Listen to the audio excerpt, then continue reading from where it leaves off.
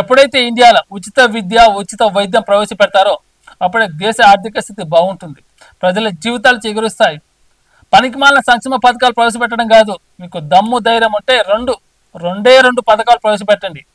విద్యా వైద్యాన్ని వ్యాపారం చేయకుండా ప్రజలకు సంక్షేమం వైపుగా తీసుకురండి. అప్పుడే దేశం బాగుపడుతుంది.